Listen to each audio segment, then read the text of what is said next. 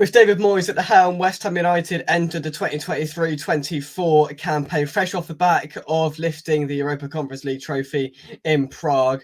With the fan base dubious about David Moyes and his future at the club, we started things off really well, didn't we? In August, we found ourselves top of the league at one point. Then we dropped off a little bit, didn't we? And we salvaged it in December with fantastic wins over Manchester United, Spurs and Arsenal. Some memorable nights in there. Then we went on a horrendous run January through till April, and lots of batterings in there, lots of annihilations, and it's ultimately ended in a 9th place finish for West Ham, and the Hammers parting ways with manager David Moyes in his second stint with the club after 4.5 years. Conveniently today, West Ham announced his replacement. Julian Lopetegui will become West Ham United's new head coach for the new season. He's brought in his new backroom staff and he's already started work with Tim Steidten. We'll talk about that a little bit later on as we look ahead to the future. But for the final time this season, it's time for me to announce my panel of guests. For the final time, firstly, who should we go for first? This is in no particular order. Mike, how are you, mate? Oh, age before beauty, I know. Oh, there we go.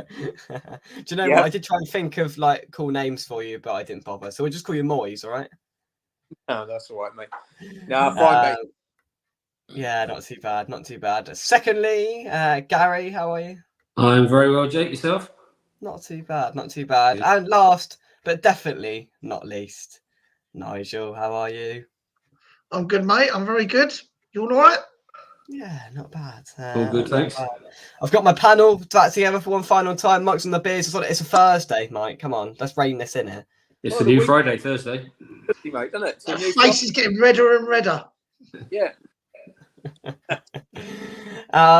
Look, this is our season review. This is where we chat for an hour and dissect what we've just seen over the course of 9 months. It's quite difficult where to start, probably chronologically at the start. We'll start with expectations coming into this season. Mike, what was your target? What would you have been happy with in August, sat here now? Before we kicked the ball, I would have said 7th, 8th, 9th. I'd have been happy. Yeah. He's making himself look good now because we finished 9th. So he said, I think we would have finished there. Yeah. Jake, you know, I predicted a long time ago that it would be 9th, 10th, or 11th.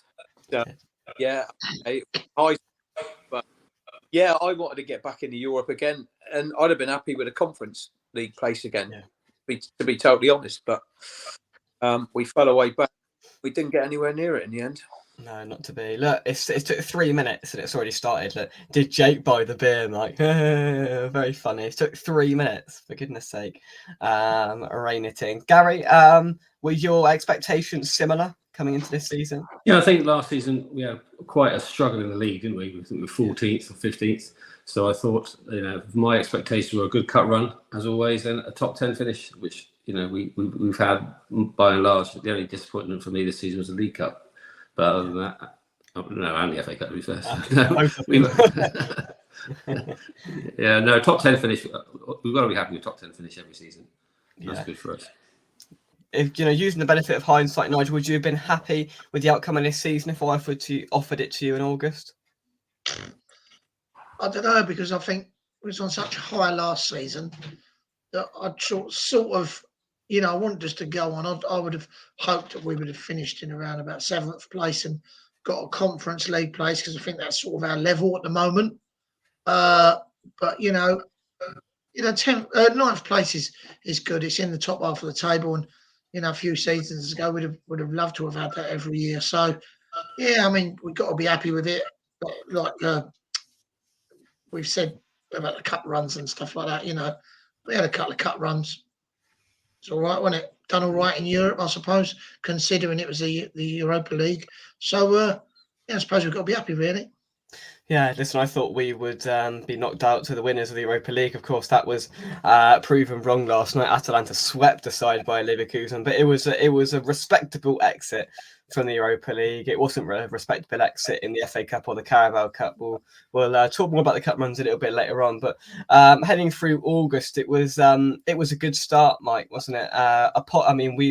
We were looking at the fixtures going, we're struggling now. I think we had Bournemouth and then Chelsea, struggling. Brighton, we never win there, do we? And then we were going into Man City and Liverpool. We were thinking, Christ, where are we going to get points from it? We went and we beat Brighton, we beat Chelsea. We were top of the league at the end of August, going into September, Mike. And it was a bit of dreamland, wasn't it? It was. I mean, the bogey team was Brighton, obviously, and we broke that we seemed to have against them.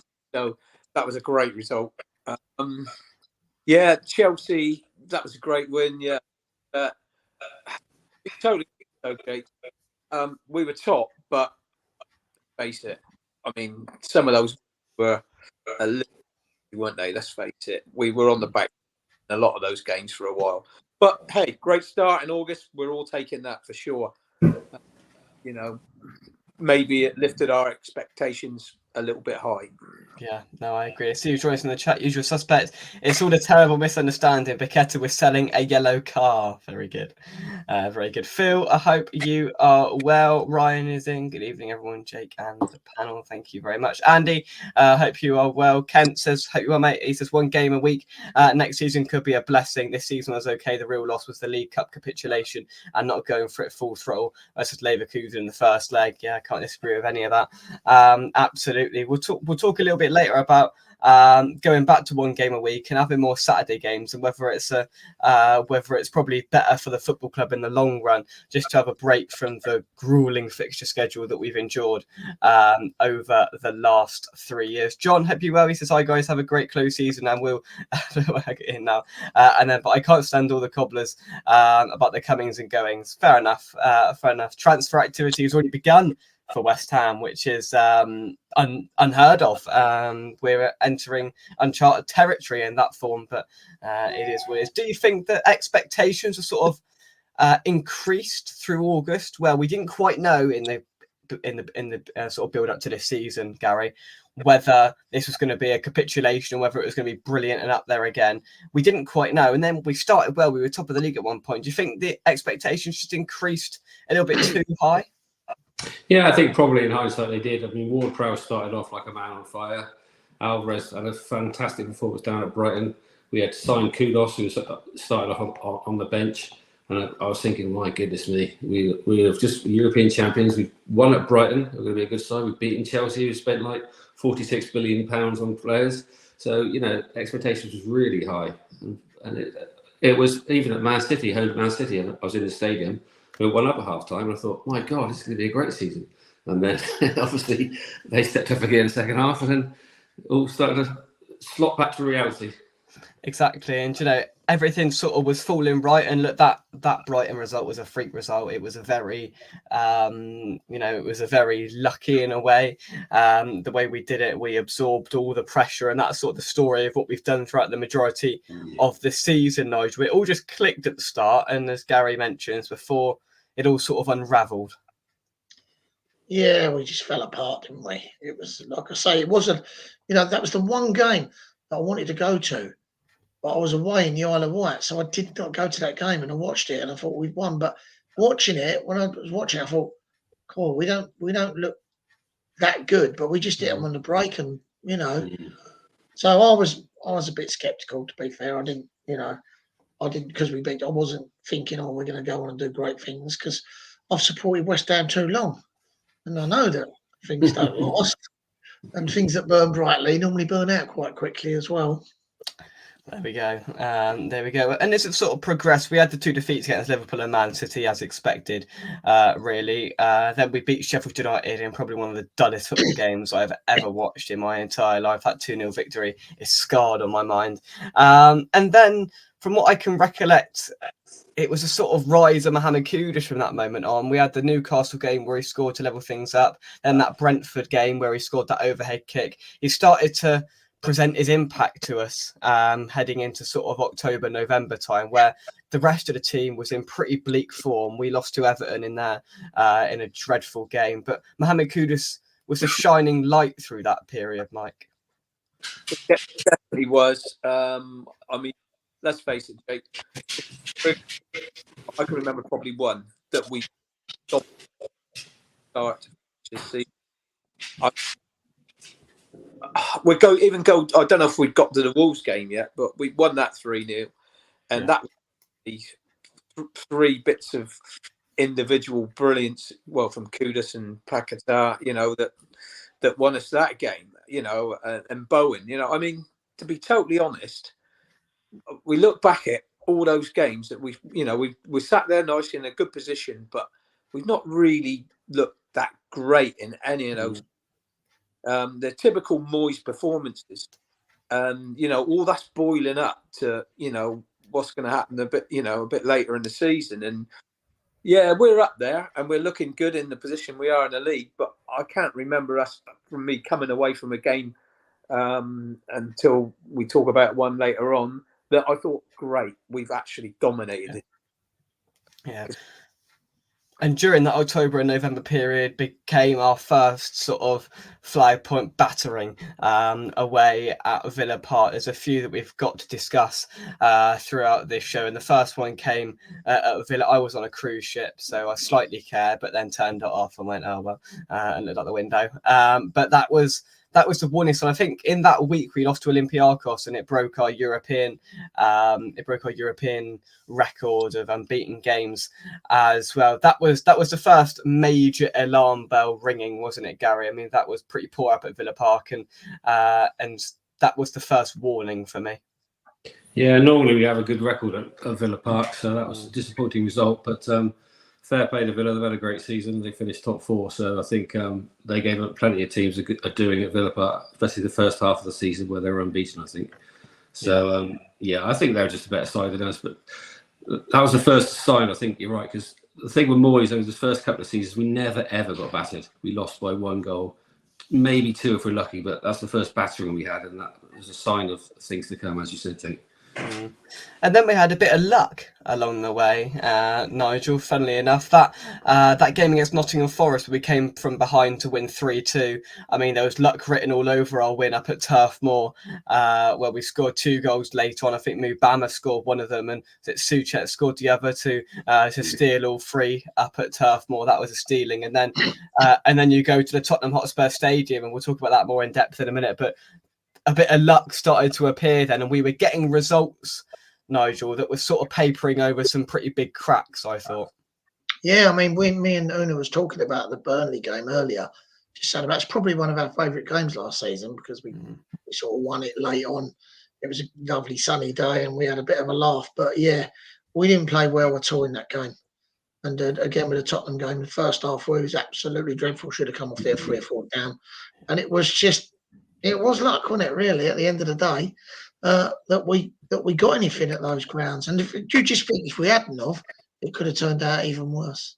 Yeah, no, absolutely. We had that throughout the entirety of the season. For me, I really shortstopping versus Brighton. Absolutely, it was a masterclass.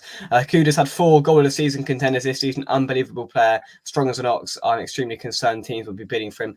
Well, with the sort of any deal for Paquetá now eradicated, it seems. We hope that City and whoever don't start sniffing around Kudus instead, because that would be one catastrophe. Villa's on West Ham. Done us in transition and played on the break. They completely did a job on us. Absolutely. Let's talk about one of the good moments of the season then. One of the sweet moments in December, an early Christmas present at the Tottenham Hotspur Stadium, where Nigel outlined it there correctly. I mean, we could have been about 4 or 5 down inside 15 minutes. I think we touched the ball about 3 times. I can vividly remember watching it and saying, I think only Fabio or Areola touched the ball in the first 15 minutes for West Ham. It was a mauling, but we weathered the storm and we had that bit of luck along the way and we got 3 points off Ange Postecoglou. That was sweet, Mike, wasn't it? Oh, it was nice, mate. It's always nice to beat them, and I don't know what it is about Tottenham fans. They just think they're so much better than what they really are, isn't it? That's what does.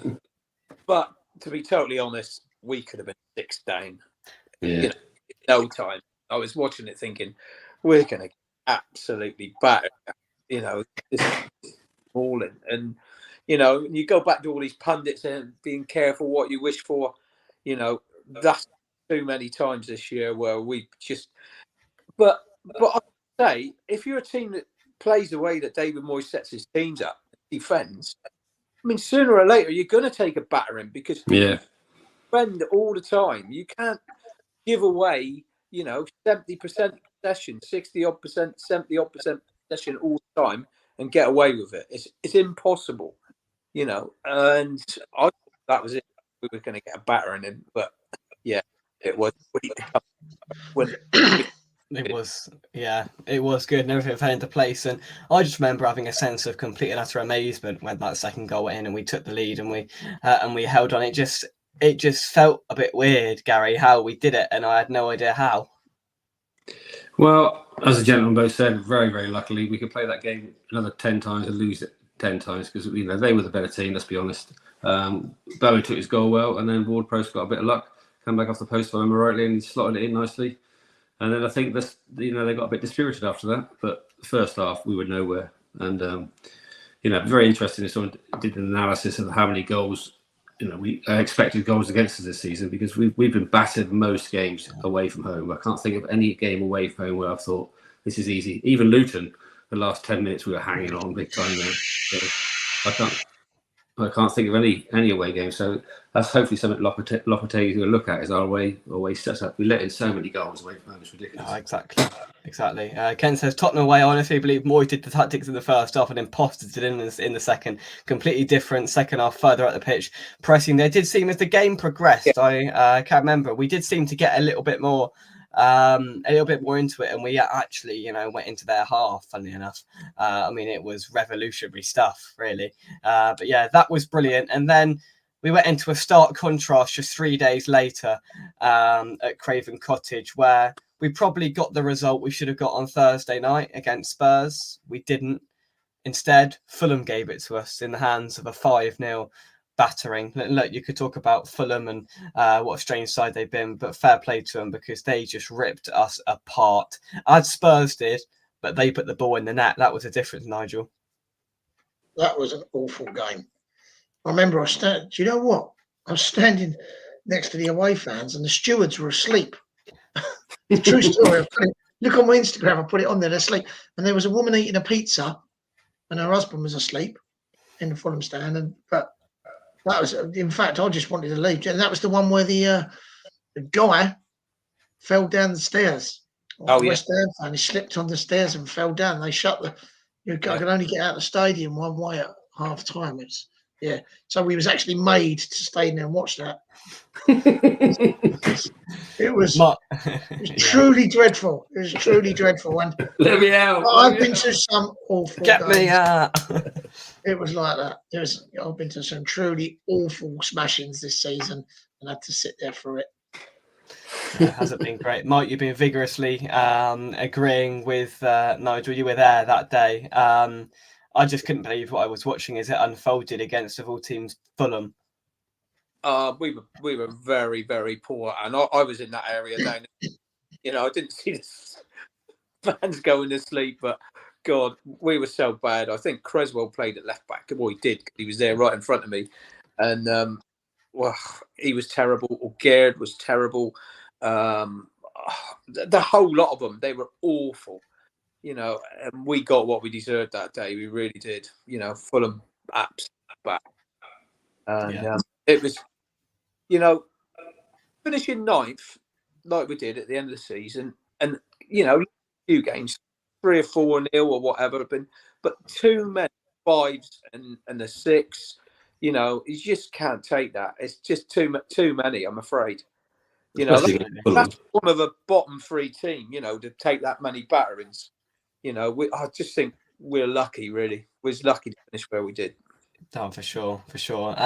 If a league position ever reflected something false, it's here, because how on earth we finished 9th, I will never know. And December was a funny old month, wasn't it? It was a congested month, because we had the contrast between the Spurs game and the Fulham game, and then we went and we won 3 games on the bounce in the Premier League. We'll deal with the 2 before Christmas first and talk about the cup game, but I was there that day. West Ham 3, Wolves 0 to start with. I was concerned. I thought Wolves were going to come and turn us over, and we just dominated them.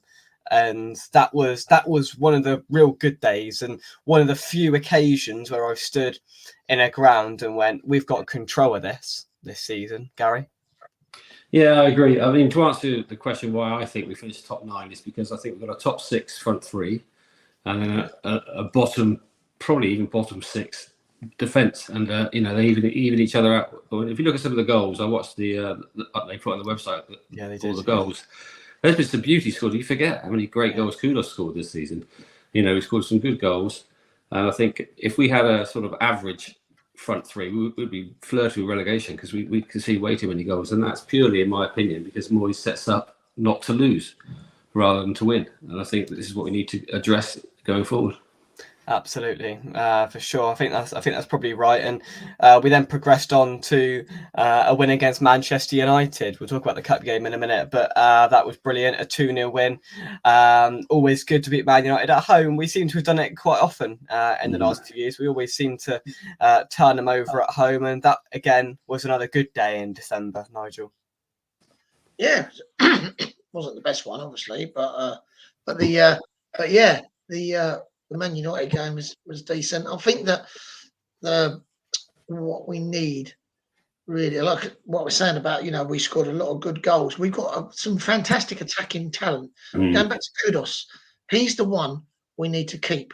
Yeah, because he is next level. But I think he has been played out of position because I think he stated that he wanted to play just behind the front two in the middle because he can go either way.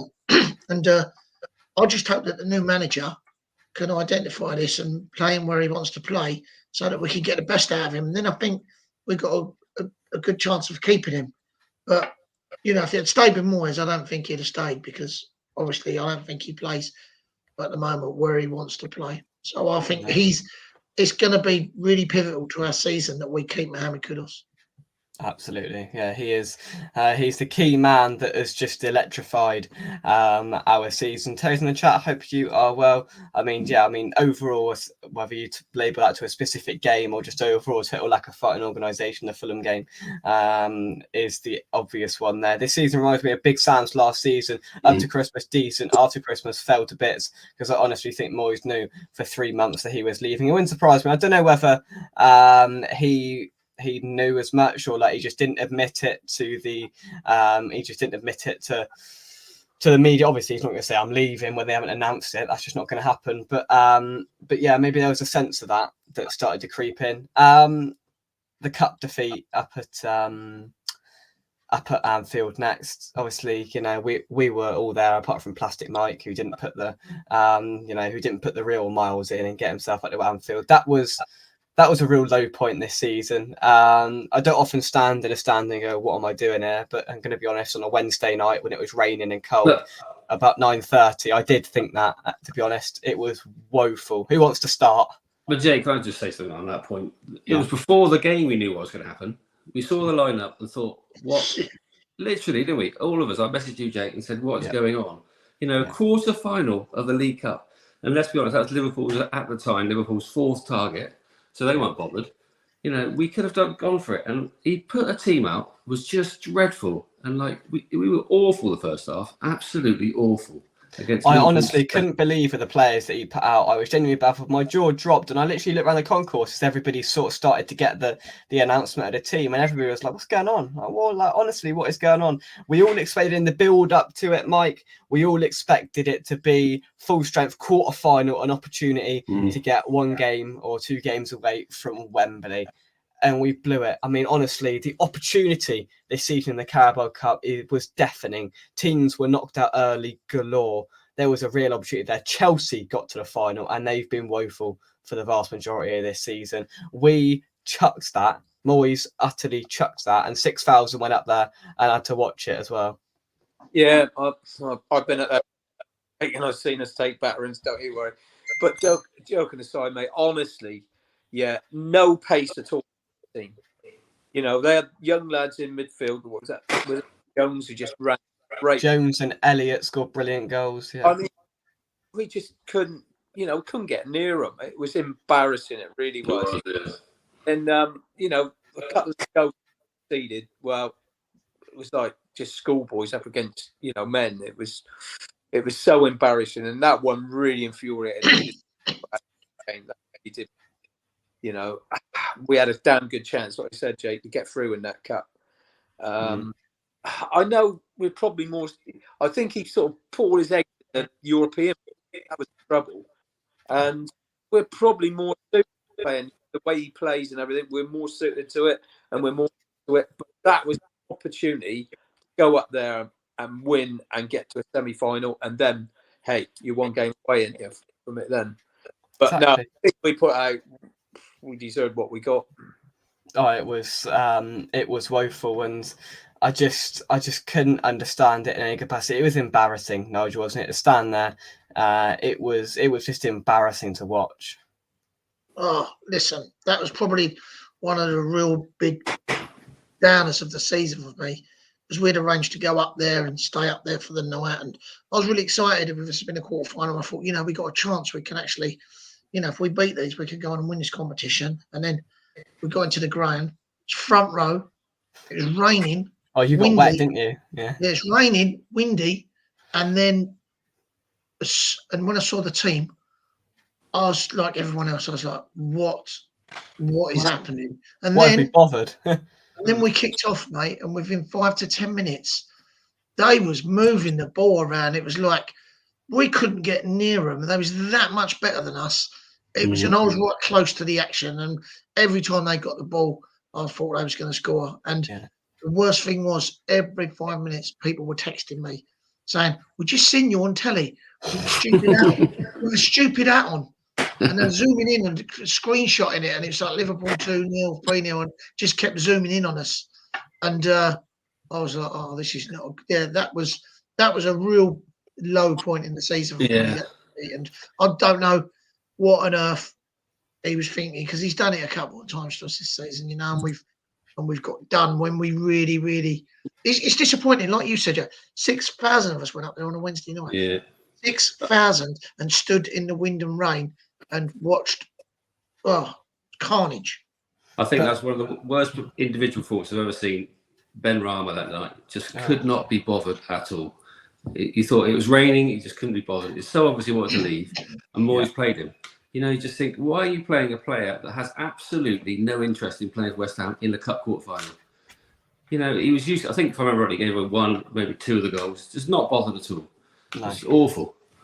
Honestly, if I was to ever interview David Moyes about his West Ham career, of course we'd go through the sort of high moments. But the question I'd ask him is, what on earth are you thinking with that lineup in the Carabao Cup game? What on earth went through your mind when you signed that off as a good idea to go up and put our practically B and C team up against Liverpool at Anfield with an opportunity at a semi-final going on? It infuriated the life out of me. Got home at 4 a.m, then worked the next day all day. There was a point there right at the end. I think it might have been the 5th or the 6th goal that Jones scored. I think it was Jones, but he literally, you'll probably remember this. He picked the ball up, and he just walked through 4 of our players, and they just stood and watched him. And I was like, when I watched it back on TV the next day, I thought, "You lazy!" I was like so angry. Do you know what I mean? I thought, they just watched him. It was like, "Oh, who's making the challenge then?" It was so bad, mate. Honestly, so bad. It was woeful, and we did get there very early. We went in some Scouts pub, and this door kept flipping banging, and then we went in Arkles and couldn't move. It was bouncing there. To be fair, couldn't move in Arkles. Then went to the ground. It was raining. Had a soggy cheeseburger. Then went in the ground, and they wanted £5 for a Scouse pie. I'm not buying a Scouse pie because God knows what's in a flipping Scouse pie. So I had a steak pie. I had a steak pie. That weren't bad. That weren't bad. Yeah. To be fair, we were almost back to the car when Jones scored their 5th. I think that's right. I had a Scouse pie. I had one, and when I opened it up, there was a car radio and some wheel hubs in it. I remember that night, Jake, as well. I couldn't find my car, so it took me ages to park to the wrong car park. I eventually got to my car, and then they shut the bridge I was going out on. Went on a different bridge, and I got stopped by the police to get breathalyzed. And I opened the window down, pulled the window, and he said, "You've been drinking?" I said, "I am so pissed off, mate. Don't even go there. No, I haven't. Just let me go home." He went, "You're a West Ham fan, mate. I'll let you go for nothing, mate. You've had enough." Honestly, no, everything about that was just shambolic. But then, in a stark contrast, we go to the Emirates in one of the most satisfying results and performances of the season. Gary, I was in your company in your lovely front room watching this. I wish we were both there at the Emirates that night, but we had a fantastic evening. I tell you what, I mean, they say, fatten you up for Christmas. You should have seen the food that Gary was bringing out. It was sensational. Anyway, but that's beside the point. That's why It was just brilliant.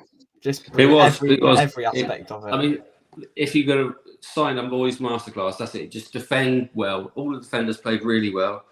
We just sat back, absorbed everything they've got, and Souček scored a goal, which again we got a bit of luck because Bowen's probably balling out, I would guess, but we got away with that. And then a great header from Mav in the top corner, second half, and then if only Benrahma scored that penalty after Declan Rice. Would have been divine, wouldn't it? Only. Would have been divine. Just to interject, Luke Littler's just had 7 perfect darts.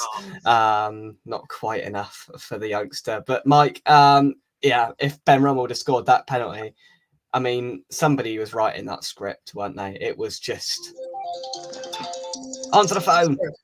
Absolutely amazing, really. That and Rice gives away the penalty. Yeah, I mean, yeah, he had 2 poor. I know he came on as a sub in the cup game when we beat him in the cup, but 2 poor games against us, and I think it was in his head. Couldn't do a thing, could he? He kept misplacing passes, and he just had 2 poor games in those 2 games. It was sweet. That was a sweet win, and probably cost Arsenal the league. Oh, yeah. That's what makes it even funnier. As well, Nigel, you were in that away end that night. Just how surreal was it?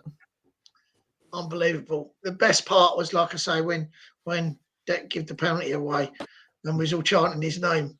And it was just, you could just see on his face, he was looking, thinking, what have I done? And there was the Arsenal fans, they was spitting feathers, mate, because honestly, they were so much better than us.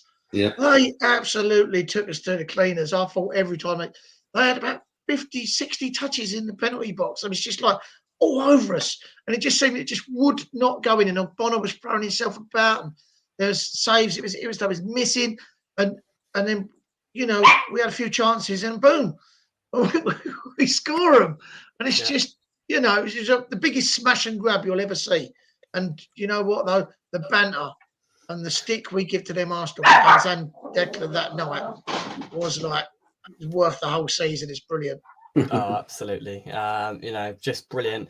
And we criticise and will criticise the defensive performances throughout the entirety of this season because it's generally been woeful. But there is an exception. Ogbonna and Mavropanos that night were nothing short of sensational, Gary. They were brilliant. Honestly, they're absolutely fantastic. I don't know how many blocks and interceptions. Because Ogbonna, I remember he'd played the Anfield debacle in the League Cup, and when I saw him in the lineup against Arsenal, I thought, oh God! But he was just immense that night, absolutely immense. And those guys, as Nigel said, they were miles better than us. We just defended really, really well. Everybody was on top of their game, and we took our chances. Absolutely, it is as simple as that. And then we entered 2024. And it went downhill, didn't it? We went on a horrific run in the Premier League. Just to reel off the results in 2024. So in January, we drew to Brighton, drew to Sheffield United, drew to Bournemouth, lost to Man United, lost to Arsenal, and lost to Nottingham Forest. We then find ourselves towards the back end of February before we registered our first Premier League win of the calendar year. It's a bit depressing to go through game by game. So just generally that month and a half period where we got battered to Arsenal, battered away at Manchester United, failed to beat Sheffield United, drew a hell of a lot of games, lost the rest of them. Mike, I'll start with you. It was just dreadful, wasn't it? It was, Jake, but like I said earlier, if you're going to sit back and defend like that, you're going to have games where you're going to concede goals and you're not going to win games. You can have a certain amount of luck in the season. That can get you points like it did. It got us ninth, and Gary touched on it earlier. It's a season where there's probably 6 poor teams. There's 6 good teams. There's teams like Chelsea who are always going to come good and get up the table. But we're lucky, really, that the bottom half of the league was quite poor, really, because a lot of them had poor runs, and we just got away with it. I'll touch on the Man United game away. Do you know what? There's not many times we've been to Old Trafford and had 48% of possession. We had chances. We did. Yeah. United scored huge chances. three goals against the run of play every time. You know, they were a bit unlucky to lose that there 3-0. I wouldn't say, oh, you got battered. We didn't get battered that game. You know, that was one game which I thought we were actually in. You know, there's loads of games where we did get battered and deserved it, you know, and had none of the ball. But if you look back, there aren't many times that we've gone out there and had 48% of the possession. No, you're right for sure. They went 1-0 up in the first half, and I remember coming out for the second half, and we had a 10 or 15 minute period where we really went out and had chances, and then they went up the other end and scored a stupid deflected goal or something, and it infuriated me. Terry will tell you, it absolutely infuriated me. Then they scored a third goal, which just intensified my fury, and then we all let it out at Lisandro Martinez because he decided to sit next to the away end off the pitch, rolling around on the floor, and then I just let everything out because it just frustrated me so much. Gary, pick a game in that period to discuss. Well, can I pick two? Firstly, the most disappointing thing was Bristol City in the Cup. I really thought, we shouldn't be getting knocked out by a Championship team, and not a very good one at that. But even at home, we scored, and then we just didn't look like doing anything really. They deserved a draw. And the second leg, another mistake by Mavropanos, and we just again never looked like scoring. But strangely, one of the games I really enjoyed was a 6-0 Tonkin by Arsenal, because we were sat in the stadium, and at the end there's not many people left, but we were actually quite enjoying it. It's almost like black humour, because we got a corner at the end and we were celebrating, and we've got the ball. And Arsenal scored like 6 in half an hour, I think, from either side of half time, and they just gave up there. They just thought, oh well, we got 6, that'll do. I think Declan said, calm down, lads, this is my old club. They weren't bothered, so it was just quite a nice atmosphere. I enjoyed that for some sort of masochistic reason, for some reason. I don't know why. Yeah, there we go. Terry backs it up. You were unusually angry at Old Trafford at that match day. I was surprised at your venomous fury. I don't know. I just got really angry because we were well in it, and we probably should have been, and we deserved to go on level terms. And we gave away a stupid deflected goal. That probably wasn't all of our fault, but and I just had enough. It really, really aggravated me. Nigel, pick a game in that period and have a chat. Yeah, the United one was disappointing. I did like letting Martinez have it, even though he was genuinely injured. We liked to.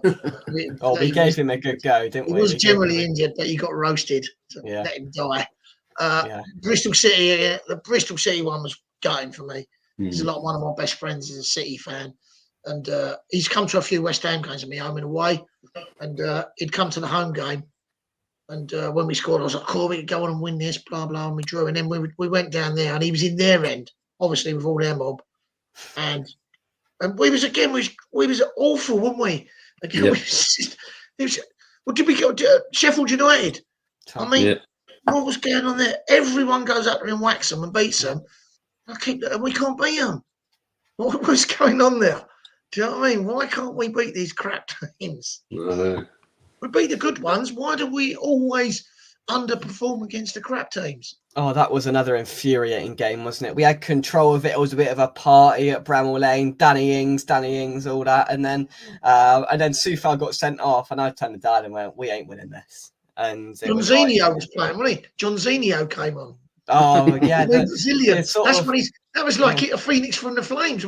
I thought we signed this new Brazilian guy. Yeah. He come on, mate, and he took him apart. And I was like, wow, look at it. That was the mystery. That was the mystery. We brought him on. We played him in midfield. He was brilliant. And guess what? We didn't see him in midfield ever again. Same as Danny Ings. That's very true. Danny Ings was brilliant in that game as well, wasn't he? Exactly. And he played just off Jared Bowen. And we never saw him in that position again. It was just like a mystery. It was like, oh, my God. It's weird, isn't it? Surely that all us lot can see it, and your manager can't. Yeah. And maybe he sees something different in training, but you know what? It proved the point that those two players, they're not as bad. No, so I was caning Johnson, but I've realised that like the lad, the Brighton 4-0 one? I think as a right back, he can't take the pressure of having to defend the goal. So it puts him under pressure. But as soon as you relieve the pressure and you put him in a position where he hasn't got that pressure on him, he just transforms into a different player. Yeah, really, honestly, I think he could be a real good midfielder. Do you know what? I think in his career, he's going to go. Someone's going to sign him and you're going to see the best of Ben Johnson. No, and he deserves that, and I hope he does do that. We finally registered our first win of 2024 in quite a comfortable win at home to Brentford, who were incredibly poor that night. I think we were on Monday Night Football, and I couldn't believe how poor Brentford were. But I want to focus on the game after that followed at Goodison Park, one of my favourites of the season. Everton probably should have been winning heading into the last 10 minutes. It was 1-1. Step up, Thomas Souček, Mike. You got to remember, right? Souček, he scored 10. And we've had seasons in the Premier League where our top striker has only just managed to notch 10 goals. What does that say about our season? We're all moaning here about nearly every game. We've scored some really good goals. We've just conceded far too many. But that Everton game, again, the same pattern. Everton, so many chances. They could have been 3 or 4 up. And, we've gone and picked it at the end, and Alvarez runs through and slots one as well. But that finish, Souček, that was a different class. Joe, we were in the upper tier and we didn't have a fantastic view, and I genuinely thought he just sliced it into the stand. I thought that's going straight in the stand, and I had it perfectly on film for the vlog, and I just couldn't believe it. You can hear me actually. If you go back and watch the Everton vlog, you can hear me and my utter amazement of what had gone on. And it took me a while to compute that Thomas Souček, who needs about 5 touches in midfield to get control of a ball, had just done that in that scenario, in that situation. It was delirium. It was crazy. And Gary, I don't know how we did it, but we did. And that goal, I still haven't got my head around it. Yeah, a lot of our away wins, as I said earlier, Burnley, we went away late. Wolves, we went away late. And then Everton obviously went away late. I think we should discuss Thomas Souček anyway. I mean, do you think he's got a future? I don't know what Moyes has got an obsession with the guy. I personally don't like him, but I think he's limited. He's just not a footballer as far as I can see.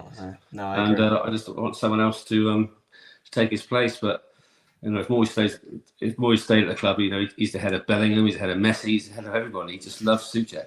And we need to get away from that loving, and just he's always fit, and he did score some good goals, and he was Hammer of the Year. But I think he limits our midfield. He's missing. Exactly, that's the conundrum that we're now going to face. Is Julian Lopetegui going to take on and continue with Souček in midfield? Because I don't think he offers enough to give him that, unconditional place in midfield. It seemed to be through the last few years, and he has been good. He scored some really crucial goals, and but at the end of the day, winning a few headers, it isn't enough when you're the not main man, but when you start in midfield week in, week out. One moment in that Everton game I want to discuss is when we scored the third, because it was in the away, and you were there that day as well, Nigel. The second goal for Souček was like, oh my God, what's happening? The Alvarez goal was like, flipping out, we've actually done it and we've won. It seemed really significant at the time, didn't it? And he ran the whole length of the pitch and just dinked it over the keeper. Those celebrations and everything. Areola came up to jump on him. It was just mental, Nigel, wasn't it? It was the way that he carried it, and then we thought, he's carrying it, and everyone was going, take it on, keep running. And then when he slotted it, everyone went mental. Going back to Souček, I mean, he scored a left foot volley the other day. Remember that, guys? That was amazing. But that goal was one of the best goals of the season for a West Ham player, because as it came over, I think he head it or it chested it, and it sort of chested it down. And it comes up and it sat up in the air, which seemed like it was going to take ages to come down, so we wouldn't get a shot off. As it hung in the air, and he just hit it, and he hit it flat. So I was right in level, and I saw it curving in, and when it hit the net, I was like, mate, what a goal. Do you know what? When he sort of chested it down, I thought, oh, here we go. What's he going to do now? And then he just chucked it in the top corner. Dude, it didn't look like he was going to be able to get a shot off. It didn't. But when he hit it, it was flat, and I knew it was going in. As soon as it left his foot, I see the trajectory of the ball, and I thought, he ain't stopping that. And it flew in, and it was like I say, it was one of the best goals I saw last season. And it was the significance of it as well. Do you know what I mean? The time it came in the game. But yeah, that was a good game. Like I say, the Alvarez run, it proved what a good footballer Alvarez is when it comes to the ball. Yeah. Oh, that was probably my favourite away day of the season. I mean, we started it in snow. We nearly didn't get there because we had a hell of a lot of snow down here that day, and we struggled to get up to Terry's house. And we got there in the end somehow. I honestly don't know how. And we set off, and we weren't very good. We had Ian Bishop just stood behind us. We had a chat to Bish at half time, and just the way it ended, just everything about it was just nothing short of sensational. Pace, power, and skill that day from Johnson. That's the Sheffield United game. Absolutely, Johnson versus Wolves. We'll come on to that one in a minute. He changed the game in the second half. He did. Absolutely sat near Bish was brilliant. Right, the next game I want to discuss, I think signposted the turning point to the end of season decline, and that was up at St James's Park. Oh God, 3-1 up, playing brilliantly, scored some fantastic goals, and that was unforgivable the way we chucked that away, Mike. Yeah, Calvin Phillips. We all thought, didn't we, at the time? We thought this could be a signing. And I felt for Moyes, really, because I honestly did think he'd slot in there and do a decent job for us. But from the first moment, from the first game he played, and he gave that ball away, and I can't remember who was it who scored, but he just had no confidence.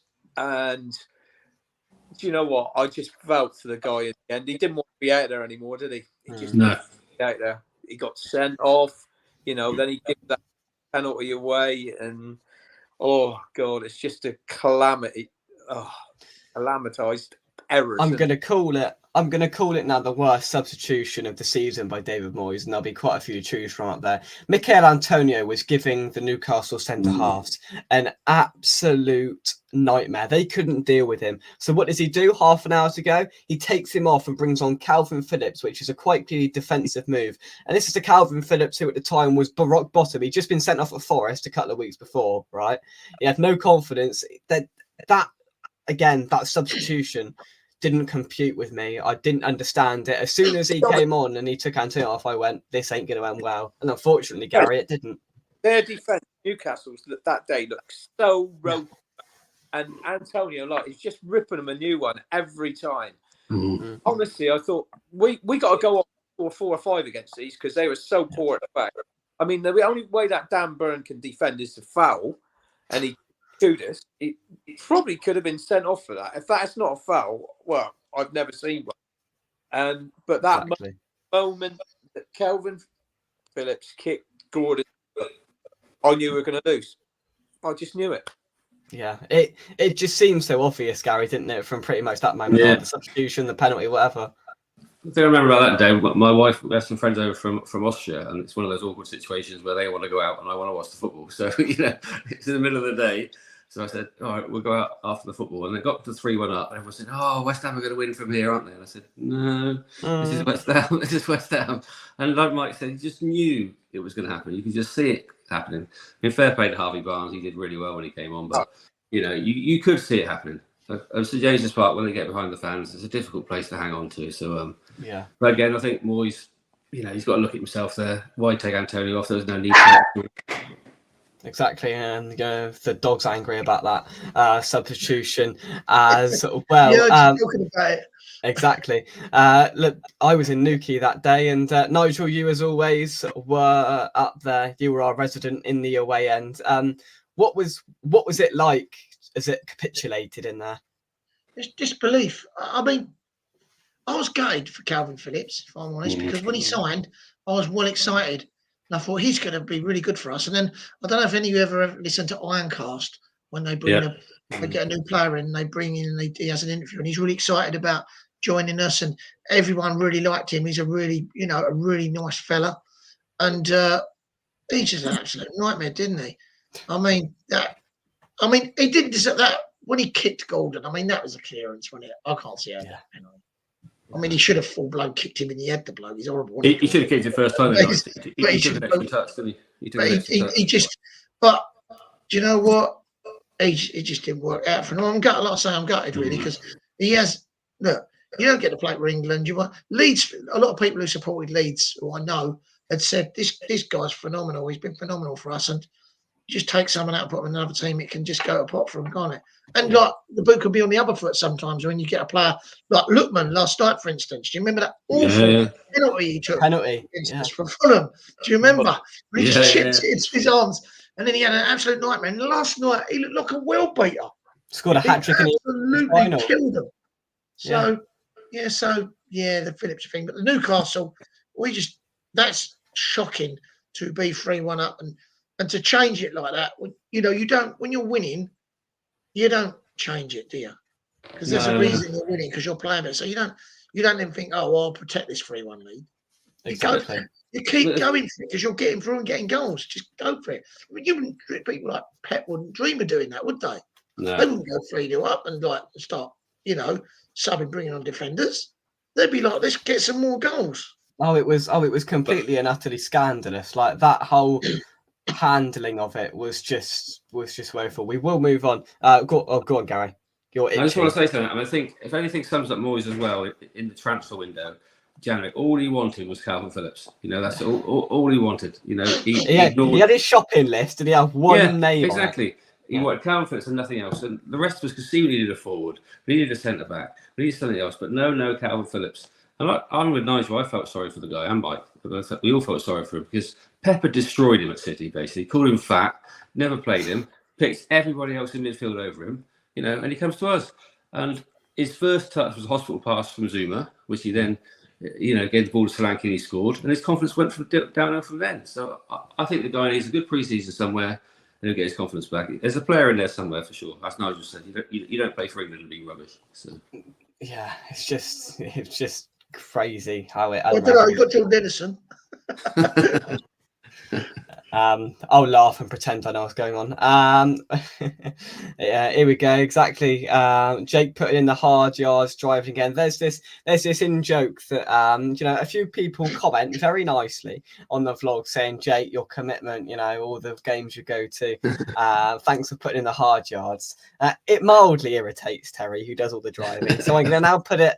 I'm gonna put it on record now and extend my thanks to our driver, Terry Newsham, this season for getting us to all of the away games with sufficient time and be a fantastic company. We've done what have we done, Terry? We've done 7 or 8 away days this year. We've it started in Brighton, it ended in Manchester, and we have had a good season. And also in the services on the way back, it's become a tradition that we get chips.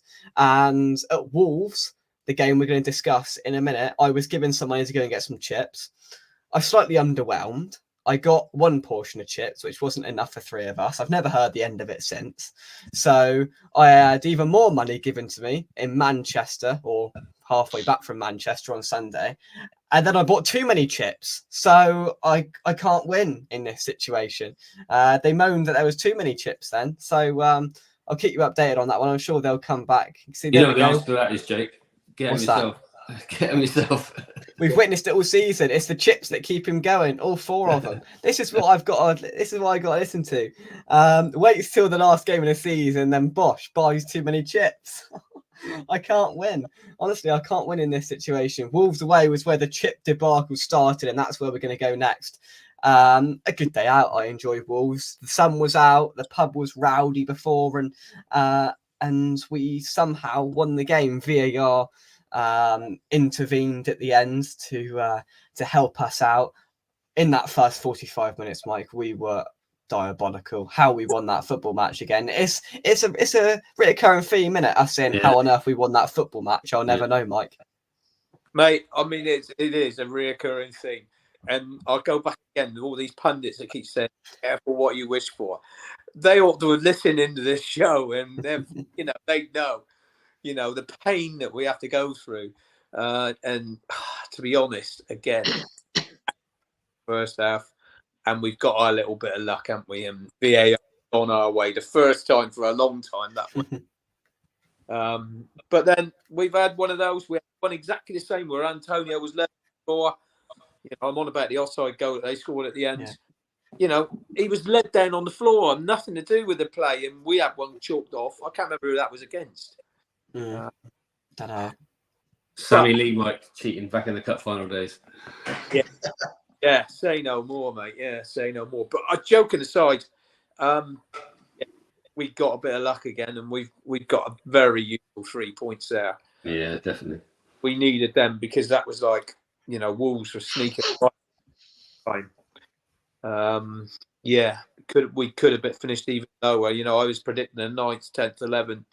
That result probably helped us get that 9th. Absolutely. It seemed like a key moment at the time, Gary, didn't it? Because they were lurking behind us, and that 3 points, it felt massive, and the manner of it just helped as well. Yeah, they were creeping up behind us. I don't think they did very well after that. I think they finished with a little damp squib through lack of whatever. But it was a very lucky, fortunate win, and I think it was our last away win of the season, and then we got tonked the rest of the season. So that's the last highlight away from MJ. So we move on to the home, I think. Exactly. It was one of the good days out of the season. Nigel, wasn't it? You were there at Wolves, weren't you? Oh yeah, Paul Scratching Gate. Exactly. So I love a bit of Wolves. I really think it's a great stadium. Maybe it's the colour. It's just bright, and their fans are pretty good. They've got good, loud fans. It's always. We had a nice trip there last year, Gary, didn't we? We did. Always to die. We always seem to lose at Wolves. However, that was very. It's where Jared picked up that bad injury, though, which cost us really. To be fair, I think we got needed back. But there is one thing I want to say about Wolves. Now, this new manager, mate. Yeah. I'd love, and I'm hoping that he sees Aït-Nouri and thinks he played well that day, didn't he? Yeah. What a player he is, mate. He was brilliant that day when he played us, and I've watched him, and he's a great player. If we could get him on the left-hand side of, him and Emerson, I think he is proper decent, mate. And I don't think he'd cost too much money. No, he's been. I don't brilliant. know if you've watched him, but he's a hell of a player. Yeah, we just couldn't contain him, and luckily it didn't result to goals in that capacity. Chipgate, I'm sure Chipgate will continue on to next season. I'm sure we'll be having this conversation again when I buy one too many chips or one less chip than what you required in Frankly's services at like 9 o'clock on a Sunday evening. It's what it is, isn't it? Wolves away was daylight robbery. It was. It was. Can't wait for pundits to go, oops, West Ham are winning by attacking. Yeah, Wolves fans were upset that day. Now looking back at it, it was probably the right decision, but they were like going ballistic at the full-time whistle, like Premier League corruptors. The next word, and it was rather frosty in there towards the end, and we found it mildly amusing in that sense. Right, then we started to get battered. We'll go through them very quickly. Nigel, I'll come to you for Palace because I stood next to you for the game. That was one of Mike's 2 away games this season. The other one was when we lost at Fulham. Shock. But Nigel, we just kept turning to each other going, what the flipping hell is going on here? Yeah, it was very, very poor. But to be fair, Jake, Palace are a team. They've been totally transformed by Glasner. Yeah, and they're a force. They've beaten so many people. They didn't just beat us. Like they put 5 past us. Was it? I can't remember. But, 5. Yeah, but they've been whacking people, mate, ever since. And before that, they'd beaten. Who did they beat before that? Did they beat City? They beat someone. Well, they've beaten Man United. They've beaten us. They've beaten Villa convincingly. Yeah, exactly. Villa. I mean, they put 5 past Villa. Do you know what I mean? So it's not like we're a bunch of mugs. That's an hard ground to go to. They won at Anfield. Their fans are very on top. Yeah. And Palace was an absolute joke. Again, we didn't turn up, and we didn't turn up at Chelsea again. That was another one, an awful game. But I think, Paquetá, I think that we'll play better without him. I've said this throughout the season. That I think we're going to be enforced without him. He slows the game down. He slows the game down. You notice that when we played Leverkusen at home and he wasn't playing, we was a better team because we moved the ball quicker. When he gets it, he likes to stick his foot on the ball, roll his foot over the ball. And it gives the other teams, who are good teams, time to turn and face and actually think about what they're doing. Whereas when we played Leverkusen, we was on the front foot and was attacking and was passing the ball quickly. I think we looked a much better team. We did. So I'm digressing a bit about how bad we've been in those games. So yeah, but the defending was shambolic, and yeah, we deserved everything we got off. Absolutely. Terry took the words out of my mouth. Palace away, rumours say JC bought Nigel a beer. Wow, that was the most important aspect of the day, wasn't it? Right there, Nigel. Yeah, but I didn't get one the weekend though. No, because you went and bought one yourself. And then he went, "Oh, I was looking for you at the I bar." was standing there 15 minutes. I thought he kept changing the subject and looking away and that. So I thought, I'm going to die first in a minute. Unbelievable. Mike was down the chippy. Gary didn't bother. So, well, what can I do? He did get me a beer though. Fair play to him. Oh, thank you. Thank you. There you go. I had to get photographic evidence, otherwise it would have been shooed away. The claim would have been shooed, and I wasn't having that. It's Photoshop. Before I tell everyone that. It's not Photoshop. Have a look at my fingers. Have a look at my fingers on that picture. I'll get up the bank evidence if you like. Need video evidence, Jake. If you buying? Yeah. Money big hands. JC still has some Wi-Fi. Exactly. Honestly. He's got coins with Queen Victoria's head on, hasn't he, Jake? We'll go next to Chelsea away. Another great day to remember in the season. Mike, do this one. Mate, oh, that's so bad. It was so bad. Another case of Souček losing it in midfield again, dallying on it. Yeah. Go back to him again. He scored 10 goals and some beautiful goals, but he's in the hub of your team in the middle of the park. He sets the tone. That's where you pace. You got to have strength and pace. Yeah, you've got strength, but you got to have quick feet. And you've got to have strength and pace. You've got to have all those three to play in midfield. And yeah, he's missing one massive ingredient. That's the trouble. And we get rolled over. We get rolled over. Again, it's like hitting Palace. They were on form when we played them. We hit Chelsea when they were on form when we played them. And we take 2 batterings. Second best by a long, long way. But like Nigel said, Palace have been giving a lot of people beatings, so have Chelsea. So I wasn't shocked by that result at all. No, that was the first time, Mike, I saw Moyes had given up that Chelsea game. He sat down. He didn't get up. He sat down. He just. You could tell he was beaten. He just thought, because they were so much better than us that game. So much better. You could see he sat down and just literally gave up. And I thought to myself, he's gone. Even before the announcement, you could tell he mentally had gone, and that was it. He just finished. I think that was the time he just sat back and just let it wave over us. He waved the white flag, unfortunately. I think he almost thinks that maybe he's thinking he will never admit it, but his way of playing is just too old hat now. Outdated. You ain't going to get away with that sort of game plan in the Premier League. You got to have more strength, pace. You got more ability on the ball. You got to move the ball quicker, and all those things we can't do the way he plays. So yeah, even he must be thinking, maybe I can't do it. Can't do it with him. No, that was it. Billy McKinley was up there shouting and hollering at people, and Moyes at that point, I noticed he very rarely got up from his seat. He seemed resigned to the defeat. Every vlog next season will have Jake buying something. Well, brilliant, brilliant. I'd like to extend my thanks to Terry. He bought me a donut on Sunday from Frankly Services. I was going to buy it, but he offered to buy it, so I'd like to thank him for that to start with. So every vlog next season, I'll have to buy something. I best get a job then. Oh dear. I best get a job on top of this. Honestly, I've run out of time. And then to cap off the farewell, the Moyes farewell, fitting at the London Stadium a couple of weekends ago. It didn't seem like it. To be fair, at one point I thought he's gonna be clapping empty seats as he walked around the grounds, but we managed to turn things around, beat Luton, effectively relegated them, and gave Moyes the send off he deserved at home. Mike? Yeah, I'm glad that it was announced and the club and everyone was able to give him the clap off the pitch, because he did deserve what he's done in those 4.5 years. Give him his due. He came in. I remember that first game when we won 4-0 and it just seemed a total different team. you know, we were in the relegation zone or just hovering just above it.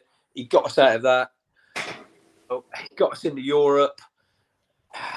We put up a good show in the Europa League, and then obviously cap it all, winning the Europa Conference. He did. I think he stabilised the club. Absolutely. He got into a position where we're all happy to be in as Ham fans, especially me, been following them for years and years, watched it go up and down so many times. He's given us something else to aim for. He's stabilised the club and done a decent job. But the style of football, it just doesn't. It's just been not enjoyable. Been dire. No, it hasn't. Sit there and enjoy the game. You know, you want to see your team on the front foot. You want to see your team having a go at other teams, especially teams the likes of Bournemouth. They turn up there and they're out passing you, right? They're out playing you. You know, we're in a position in the league where we should have teams below us come there and have a lot more possession and be more on the front foot than we are. Exactly. Yeah, time had come, Jake, but deserved a good send off, and he got one. He did, and it was just the only shame that I've had is I've been a little bit disappointed that there wasn't really sort of like a video or a tribute on social media to him. They sort of just announced it a few weeks ago, and they're like, here's Lopetegui, and there hasn't been any real appreciative send off. Like, I mean, Pablo Fornal sat down and did a flipping video, for God's sake, when he left, and the manager who got us a European trophy didn't sit down and do like a video just to say thank you very much. I mean, he couldn't come over at the end at Man City because of the pitch invasion, which was unfortunate. You know, we waited in the stadium and hoped that he'd come back out after the pitch invasion antics had finished. He didn't, and he apologised for that instantly in his post-match interview. So that was a little bit of a shame, but at least he got some sort of send-off that he deserved. Nigel? Yeah, I think if I was going to pick out a favourite game from the Moyes era, it would have been because it was a long trip for me, and I went all the way to Lyon. Lyon 3-0. It's probably one of the best performances I've ever seen a West Ham team put in, to go there and win 3-0. And when we was all there, we got locked in afterwards. And if you'd have been there with this, where it all started, the Super David Moyes song, it was unbelievable, very emotional. And I'll always remember that. Do you know what I mean? I'll always remember that time, that particular game. And when, when you think back about it, that's what will always stick in my mind. Absolutely phenomenal night that was. And that's, someone like myself, I've got to say thanks to David Moyes for that, because that was a masterclass when we were out and beat them. Absolutely, that was brilliant. That was the peak of the era, wasn't it? And it was just completely just unbelievable. We entered uncharted territory. It was just nothing short of sensational. I'm now going to ask you to give your final thought about the season, about Moyes, and about the future, about Julian Lopetegui in charge of West Ham United going forward, what that means for transfers, what that means for the style of play, what that means for next season. So wrap things up completely. Have your final word for the season. And Gary, I'll start with you. Like I said at the start, I think the 9th place finish is a reasonable finish for us. A few disappointments in the cup. I agree with Nigel. I think Moyes has given us probably stability and a trophy. So we should all be grateful for him, and I am grateful for him. It's just a shame it got a little bit drawn out at the end.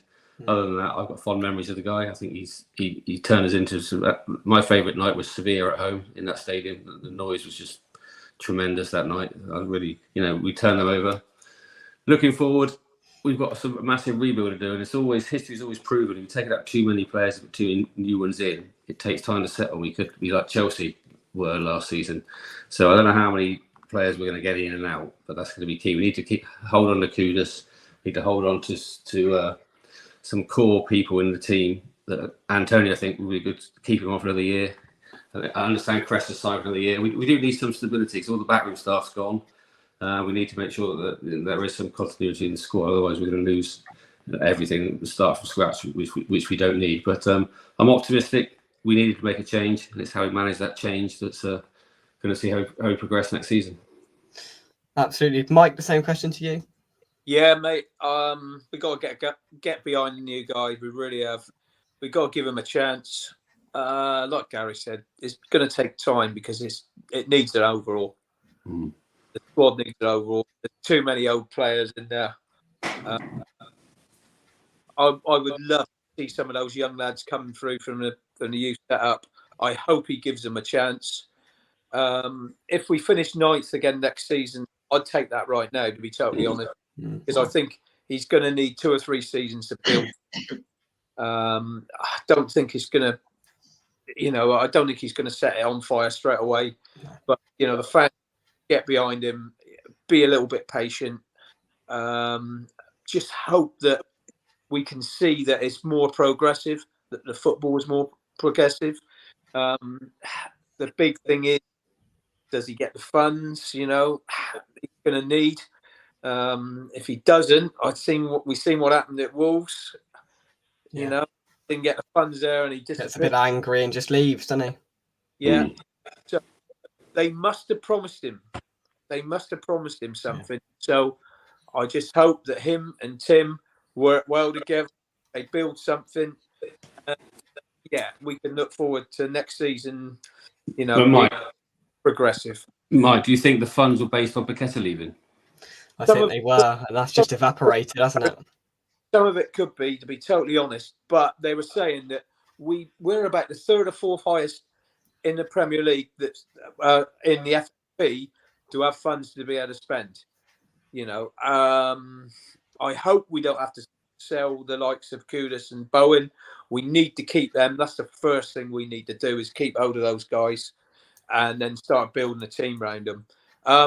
Paqueta thing, I think we just got to say, forget him. It's out of our hands now, isn't it? Whether he's going to be banned or whether I don't know. We'll have to wait and see. I think he's got to think, we ain't going to have him. Let's build a team without him there. And if he does come back in 9 months, whatever, then whatever, But I think he's got to start building without thoughts of better, I'm afraid.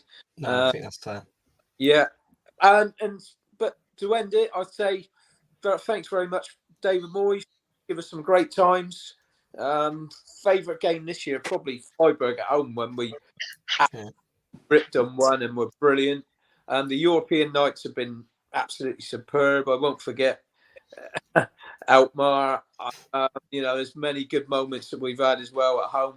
So, yeah, I'm just looking forward to hopefully more progressive football next year. Absolutely. And Nigel, you've got the privilege of having the final comment of the final show, of the final moment of the 2023-24 season. Nigel, it's over to you. Okay, so what I would like to see next season is a total change in the way we play football. I'd like to see us play attacking football. I think we've seen too many seasons now of hitting teams on the break. I think we need to keep Jared Bowen, Kudus, Alvarez, a couple of the others. I really like the look of George Murphy. I think he should get a chance. He ran around. He was lively. We've got some good young players. I'd like to see Lopetegui, from his time at Wolves, have a look at bringing in maybe Pedro Neto and Aït-Nouri, which I think are 2 phenomenal footballers that could really, really do well for us. I'd like to see us liven ourselves up, because we keep getting the ball. The Zuma situation, it goes wide, one side to the next, one side to the next. It never wins. Most teams will play straight through the middle of us, and it kills us. We, as a team, never play through the middle. We always go wide and expect to whack the ball in to no centre forward. So I'd like to see us playing a bit of football in the centre. One thing I'd like to see when we get a throw in, I'd like to see some of our players actually running and wanting it. Some movement would be nice from a throw in. No, it's true. You watch us. Know, Every other team does it. West Ham don't do it. No. Maybe a throw in to go forward as well will make a change. Yeah, maybe 2 options. Maybe 2 people running as an option for the throw in.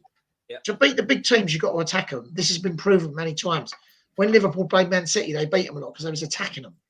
Right? Because they, you know what I mean? The teams that are good are the teams that are going forward. Like Arsenal got Martinelli, Trossard, Saka, Odegaard driving forward. These teams, they're winning games for a reason, because they're attacking other teams, and teams don't like defending.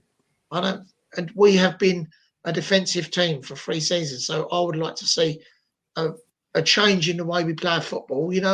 I'm willing to give it a couple of seasons. I'm willing to,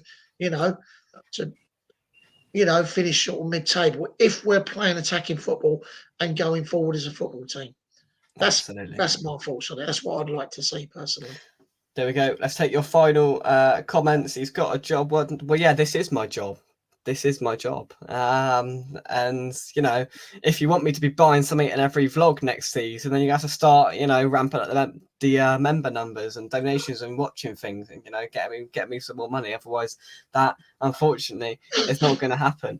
Moyes stabilised the club, but the football was dire, even with the cup win. Moyes got his send-off at the back team staff. I think the only massive one that people have been a little bit upset by is Nolan, that he's left. I think he really sort of reflected the fan base and the communication that he has.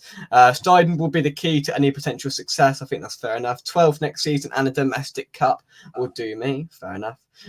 Mike can't remember most about Moraway. That's unconfirmed, of course.